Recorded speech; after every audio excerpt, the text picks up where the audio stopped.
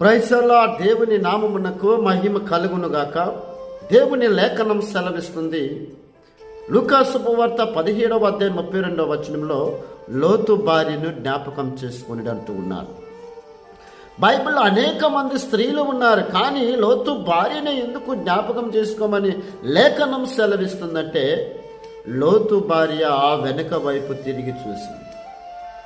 ఈరోజు అనేక మంది అదే విధముగా వెనుకకు తిరిగి చూస్తూ ఉన్నారండి. ఆత్మీయ జీవితంలో ప్రారంభపు దినాలలో, విశ్వాసపు ప్రారంభపు దినాలలో ఎప్పుడు ప్రార్థన చేసుకుందామా, ఎప్పుడు లేచి వాక్యము చదువుకుందామా, ఎప్పుడు మందిరానికి వెళ్ళదామా, ఎక్కడ సభలు జరిగితే అక్కడ ఎప్పుడు ముందుటి ఉండాలి, ఉపవాసం ఉండాలి అని ఎంతో ప్రార్థనలోను, విశ్వాసములోను, భక్తి జీవితంలోను ముందున్నవారు ఈరోజు అనేక మంది వెనుకకు వైపు వెళ్ళిపోతూ ఉన్నారు. బైబిల్ లేఖనం ఏం సెలవిస్తుంది? నాగటి మీద చెయ్యి పెట్టి వెనుక తట్టు చూచువాడు నాకు పాత్రుడు కాడని లేఖనం సెలవిస్తుంది కదా.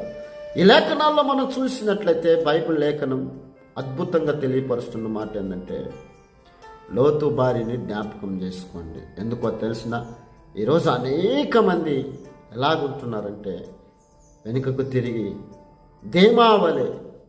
బైబిల్ అంటుంది, పౌలు అంటాడు దేమాను గురించి, దేమా ఇహలోకమును ప్రేమించి స్నేహించి నన్ను విడిచి వెళ్ళిపోయిందని దేమాను గురించి ఎంతో బాధపడుతూ ఉన్నారు.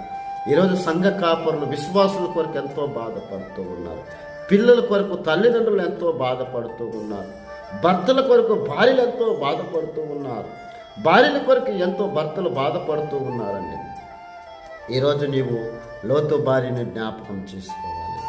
ఎందుకో తెలిసిన దేవుడు చెప్పిండు, ఈ పట్టణాన్ని విడిచి వెళ్ళండి, మీ ప్రాణాలను మీరు దక్కించుకోండి అని దూతలను పంపించి వారిని ఆ ప్రాంతము నుండి బయటికి తీసుకొని వస్తుంటే ఆమెలో ఆ మనసు అనేది పోలేదండి. దేవుడు చెప్పిండు, ఈ ప్రాంతము విడిచి వెళ్ళేదాకా మీరు వెనుకకు వైపు తిరిగి చూడొద్దన్నాడు. కానీ లోతు భార్య వెనుకకు తిరిగి చూసి ఇటు దేవునికి ఉపయోగపడలేదు, ఇటు భర్తకి, పిల్లలకి, సమాజానికి, కుటుంబానికి ఉపయోగపడకుండా ఉప్పు స్తంభముగా మారిపోయింది. ఈరోజు నీ ఆత్మీయ జీవితంలో నువ్వు ఆ విధంగా ఉంటే ఎందుకు పనికి రాకుండా అయిపోతావు నా ప్రియ సహోదరి, సహోదరుడా. ఈ వాక్యం వింటున్న నీతోనే దేవుడు మాట్లాడుతూ ఉన్నాడు. ముందున్న వాటి కొరకు వేగిరిపడు. పౌలు అంటున్నాడు కదా, వెనక ఉన్న వాటిని మరచి ముందున్న వాటి కొరకు వేగిరిపడుతూ గురి యొద్దకు నువ్వు పరిగెత్తు. ఇజ్రాయేలు ప్రజలు ఎప్పుడైతే వెనుక తట్టి తిరిగి చూసిండో వారందరూ కూడా భయపడ్డారండి. నీ జీవితంలో వెనుక తట్టి చూస్తే ఎందుకు పనికి రాకుండా అయిపోతావు? భయం అనేది